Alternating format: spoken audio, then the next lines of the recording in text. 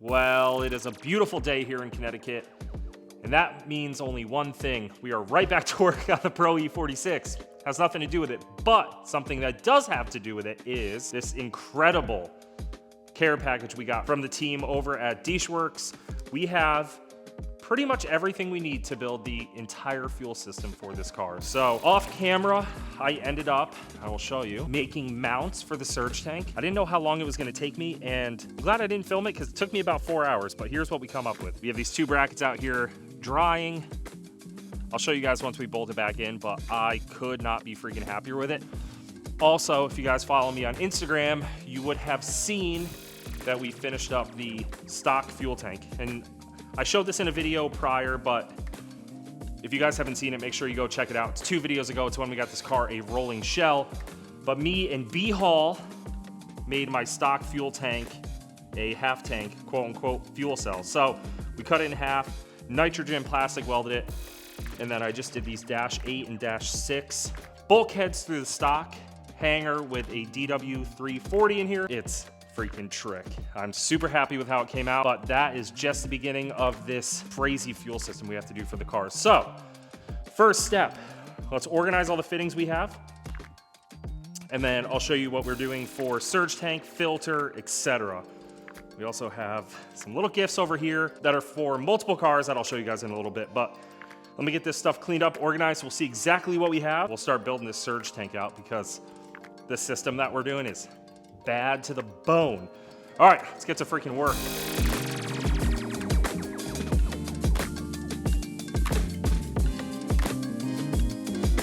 Okay, now that we got everything organized, pretty standard stuff. We have a lot of ORB to -8 and -6 fittings, but the one thing that I am so freaking stoked about, I didn't even know that Dishworks made these, but this is a -8 on both sides.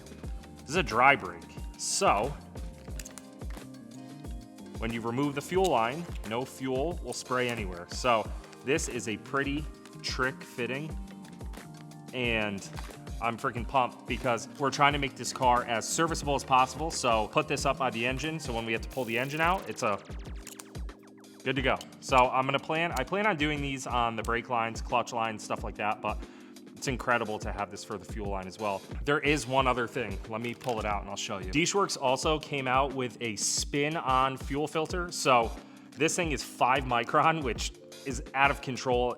It should catch any particles going through the fuel system. It's pretty gangster and extremely serviceable. Pop this off, throw a new one on, good to go. We'll be able to run fuel in, fuel out, mount this to the frame of the car. I think the next step here, since this is what we're kind of basing everything off, is getting the surge tank set up. So let me pull the pumps out, get all the brackets, fittings, etc. out. We'll get it all put together, and then I'll show you guys how we're mounting it, how we're running the lines, etc. because I think it's going to be freaking sick. Got everything out of the pack, obviously 2 of each since we're running 2 pumps, but I have no clue what I'm doing, so you guys are gonna learn with me. Thankfully, it looks pretty simplistic. So I screwed this, I'm assuming is a pump hanger, onto the top. That's gonna go into the top of the surge tank. We have power and ground lugs, which are these. We have this PTFE nipple, which I'm assuming threads into there. Nope, it doesn't. Okay, let me figure out how this works. Like I said, you guys are gonna be learning with me. So any little tips and tricks that I find out, you guys are gonna find out too.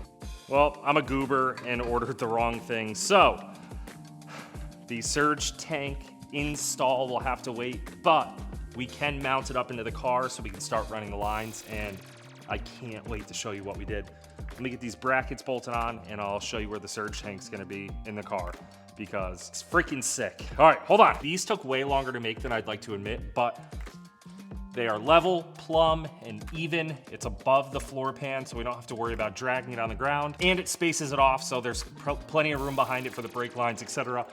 Also, it makes it serviceable through the factory location in the rear seat. So let me throw the surge tank up and then I'll show you the plan of attack for the lines. Look at how freaking cool this is. So this is obviously in place of the factory left side of the tank. You know, we cut ours in half, but like I said, it's level, plumb, even. There's even enough room up here for the -8 fittings to run to the front of the car out of the fuel pumps. And then these fittings, we actually have some specialty ORB banjo fittings coming from DW, so those will work perfect there, but I am so stoked with the location of this. But that means we have to start making AN lines, and we're making PTFE lines, which is not like the typical AN line. PTFE has plastic on the inside. I'll put a comparison picture up here so you guys can see the difference, but it's one extra step. It scares a lot of people, but they're really not that bad to do. So I'm gonna show you guys how to build one, and I don't think it's a big deal. Like I said, just one extra step. I think the first plan of attack is gonna be, let's get a rough measurement from here to here, because we have to run a feed and a return into the surge tank from the fuel tank that goes right here. That is right there. So let's make one end of the line. We'll get it over here, and then we'll figure out the routing. But fuel lines are going in, baby. This is a big step to the project. This thing's just gonna one day be done, and I'm not gonna know what to do with myself, but let's get to making the fuel lines, get all the tools out, see if we can't scratch up some fittings. I'll show you how one fitting is built, and then I'm gonna hammer the rest out. But like I said, I always used to be nervous to make PTFE lines, but it's really, really not that much more difficult. Cut this clean, and then I'll show you how it goes together. All right, step one, I like to put a little bit of electrical tape where I'm cutting to make sure it doesn't fray. And then depending on the situation, I like cutting it with an angle grinder. There's a million different tools to cut it with, but it doesn't crimp it as bad when you cut it with an angle grinder. So let's go.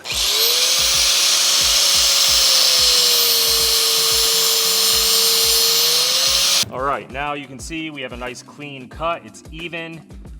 Let's get the, I think it's called a tube nut. I'm not exactly sure what it's called, but I'll show you. Look, let's go. Unlike a regular CPE AN fitting, the PTFE fitting has the nut standard, the fitting standard, but it also has an additional piece. I believe this is called a ferrule. And this is because of the plastic liner on the inside of the PTFE line. So that's where the additional step comes into play. I like to typically leave the electrical tape on so I can slide this fitting on a little bit easier, because you want to slide the nut on before anything. Get the nut on out of the way, then we'll pull this off, and this is where the fun part begins. This ferrule needs to sit down in between the plastic on the inside and the metal liner. So although this is nylon, it still has metal on the inside. We have to pull it back a little bit. I'm sure they make a specialty tool for this, but we need to make sure, so you need to make sure the fitting is sitting flush on the plastic on the inside, which looks like it's a little crooked. Now that we have the ferrule on, we have the nut on. Next step is I like to put a little bit of hose assembly lube on the nipple, I don't know what you're gonna call it, and the threads. Just like to put a little bit in the pipe. We're gonna blow it all out anyway, so it doesn't matter. I like to just kind of put it everywhere. I don't know if it's the right thing to do, but then if we did it correctly, that should push in there like that. Now, it's the fun task of getting this nut over the messed up metal liner that we did. And, oh, it went right on. Okay, see, it's not that bad. Throw this in the soft jaws and the vise, tighten it up, and then we're good to go.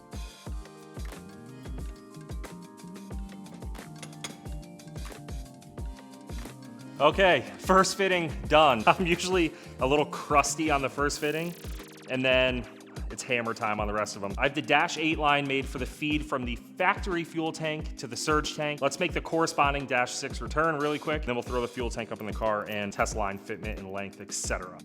I'm not sure if this is gonna be the final resting spot for these, but I was able to notch out the factory fuel line holder on the top of the gas tank and run the Dash 8 and Dash 6, clip them into spot. Now we have plenty of line to run over the surge tank. So let's get this thing put in the car, and we'll see how the line placement ends up, and then we can cut these lines. I won't put ends on them yet because I don't know exactly where the fittings are gonna end up on the surge tank, but those will be here in a day or two. But this is gonna be a massive step. So let's get this thing thrown in the car and see how it looks. This is always a freaking blast by myself, but I've gotten pretty good at it. So let's see how it goes.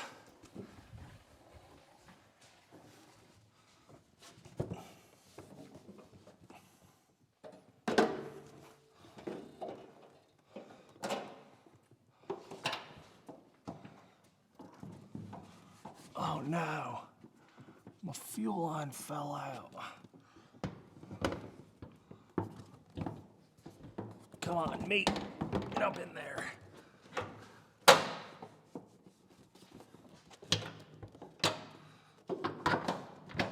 Okay. Okay, woo! Let's get that nut put on. This should be freaking good. Check this out. Like I said, if you guys haven't seen the video of us modifying the fuel tank, I'll put a link down below. Go take a look at it. It's a really good one. But we're in this filler neck. Obviously, we need to run it up. We're going to put a filler neck, but these two lines have a nice short run to one of these three fittings. And then we have the fun task of running all the lines up to the front. We have to put the filter in. We have a lot of work to do, but one major step complete. From the last time you guys saw, we got the factory fuel tank installed, the feed and return lines run to the surge tank, which, like I said, I'm still waiting on fittings for. Brackets made up, temporarily bolted in. Now we have to mount the fuel filter. Now, a lot of people mount fuel filters in the front of the car, but since I have a ton of space here, I feel like it's best to mount it in the back. That way I'm filtering as much of the fuel coming out of the system as possible, and it's up out of the way, out of harm's way, in the back, all compact, all one piece, and the lines will be short as possible, the least amount of fittings, etc. So let's get this thing mounted up in there, and then we'll start making lines for everything to run through. Just threw a few riv nuts in here. The plan is to mount the fuel filter housing up here. So the plan is to mount this here in from the surge tank out to the engine. So blocked it off. I got some specialty fittings. This should be good to go. Let's toss this in. Also, if you don't use riv nuts, you should. They're incredible. Best car thing ever. All right. Now the filter can go on. So as you saw when I ordered the wrong fittings, this 2.5 liter surge tank is going to have two D-Shworks 420 liter per hour pumps in it, which means we need to get two lines to the filter. Although the filter has two in locations, this Y connector I think is going to be best for my application. I also got a 180 fitting because we don't have that much room here. Let me put that in and I'll show you exactly what we mean. The plan is to have this Y fitting to this 180, feed it from the two pumps. Let's get two lines thrown on here over to the surge tank, and then that should be until I have the rest of the fittings complete from the surge tank into the filter. Look at how sick this looks. So granted, I feel like there might be some concern that this 180 and this Y connector will cut down on fuel flow, but I can assure you that the two 450s will flow more than enough fuel through those fittings, and it'll be plenty of fuel for our power goals and drivetrain. Next up is running the lines as far forward as possible. So that means we have to get the mounting under the car situated. Now, I did reach out to a friend who is 3D printing me brackets to go in the OEM location underneath the E46 and use the factory mounting hardware. But in the meantime, I modified the factory brackets so I can clip them in, get a good idea of line length, orientation, etc. I'm gonna get some fittings thrown on the end of the line for the feed and return to the engine, and then we'll get them tossed up in the car. All right, get these lines thrown up, mate. So we have a -6 return and a -8 feed. Like I said, PTFE line, super corrosion resistant, should be plenty of fuel for our power goals and engine setup. Let me get this zip tied up front so we don't have to freaking hang this mess of line around. This is where it gets difficult working by myself all the time. Starts to make things a little tricky, but if we're smart about this, we should be able to zip tie the front up, and then the zip ties backwards. All right. Let's get this line finagled in here somewhere. I'm gonna try to go behind the brake lines. These aren't the resting spot for these, but it'll give us, I'd rather have the brake lines lower than the fuel lines. So,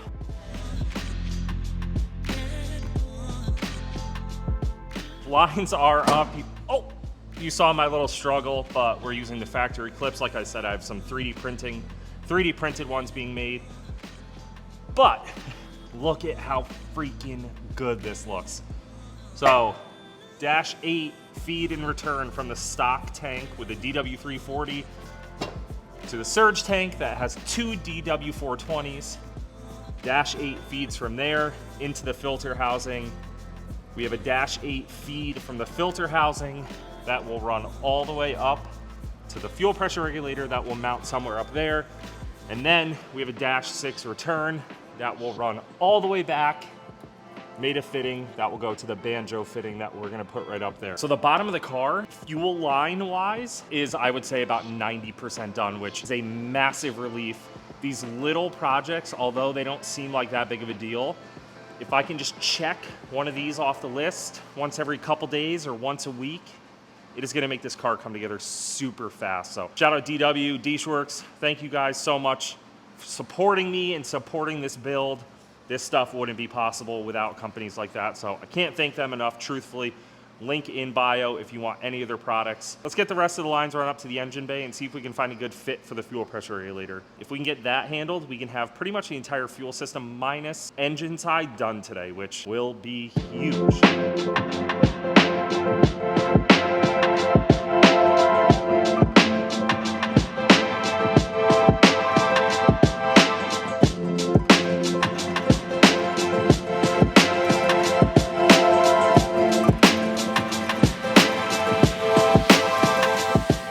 I'm an idiot. Last time I said the Dash 8 feed is gonna run from the filter up to the regulator. That is incorrect. The filter runs directly to the engine runs to the regulators. Off camera, because I was terrified to do this, I mounted the fuel pressure regulator in a factory-esque location. I had to cut a few tabs off, which pained me to do, but I used my good old farm and implement paint, touched it up. Actually, if you guys follow me on Instagram, you saw I bought like 3,000 Q-tips from Harbor Freight.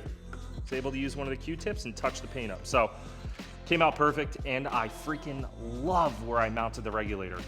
Yeah, it might be a little bit difficult to adjust, but the way I look at situations like this is if the car is running proper, the regulator should never have to be touched other than setting base fuel pressure, which is done on the dyno. So if I have to crawl underneath there or cut my hands up adjusting the regulator one time, it's not a big deal. I'd rather have it safe, sound, out of the way, and fuel stuff goes under the car.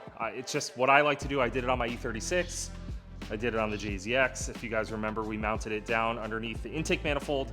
I just don't like looking at fuel pressure regulators, so I try to make the system as clean as possible. So we used a factory stud as a centering point.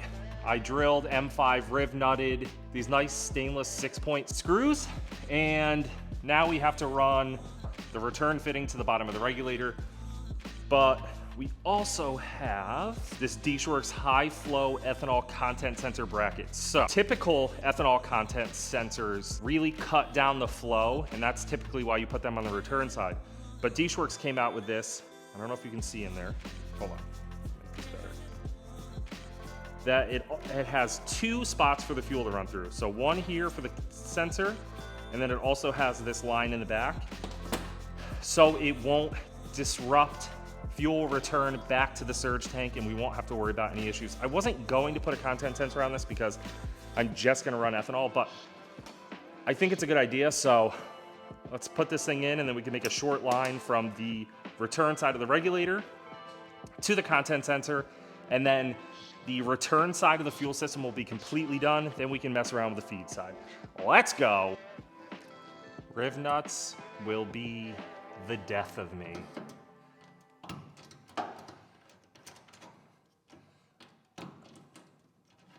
But they work so well that I don't really think I went a little too tight on that one. I don't think there's a better option. Although you need to be pretty careful because any half extra turn like this makes it a little difficult to pull the tool out. Cheap Amazon tool, it was like 50 bucks. And then I just buy the Riv nuts off Amazon too because they're brass and they're cheap and I haven't had any issues with them. Oh no, okay, we're good.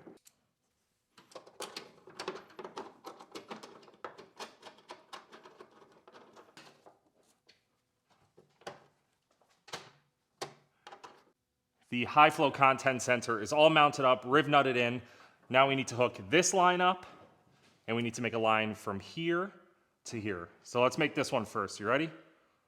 Boom. All right, we got this little line done. It's funny, the little lines are actually more of a pain to do than the big ones. Also put some DEI heat sleeve on it.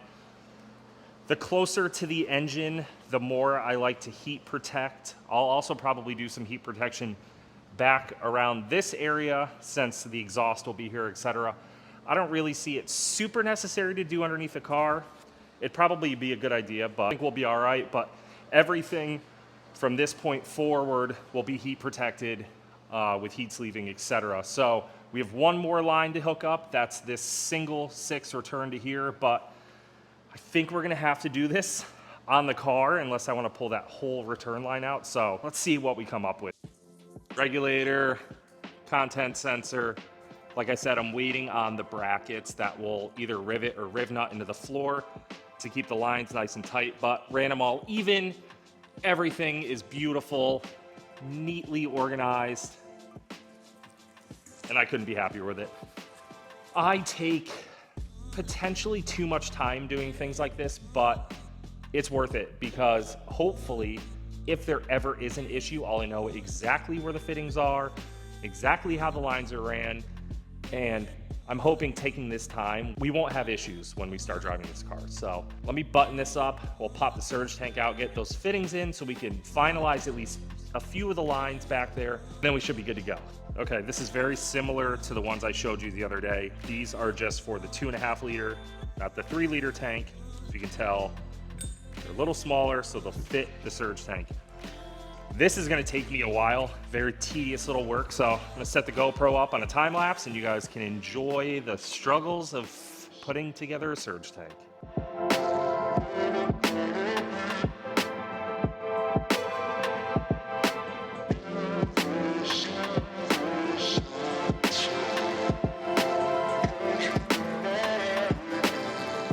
Well, a little while longer, we have both pumps hooked up and identical to each other for the surge tank. So if you're gonna do this, a few recommendations I have are orientate the hose clamps on the side so that it will slip into the surge tank. Also give yourself enough room. I made this power wire a little bit short, but still has play, but I would like it a little bit longer. So I made this one a tiny bit longer, but they're both identical. Should work absolutely perfect. So take a look, show you the plan here.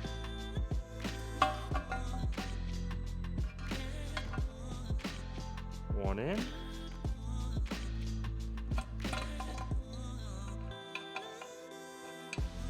Two in. So we'll have each feed line running to the filter housing. And then also the nice thing is these are going to be wired individually. So depending on what the car is calling for, fuel pressure, both can run or one can run. This is really the best setup for the car. I'm gonna get the O-rings lubed up, get this thing bolted together, and then we'll go put it up in the car and finish up the lines. Per usual, I'm one fitting short, so this is a weird size fitting. It's a -6 ORB to -8 AN, and I only have one of them. So we're gonna put this back in the car so we can finalize these two lines, and then I'll just swap this fitting out. At least it's a good placeholder so we can finalize the length of these lines that go to the fuel filter. Whew, all right, let's get that done, and we should be pretty much good to go.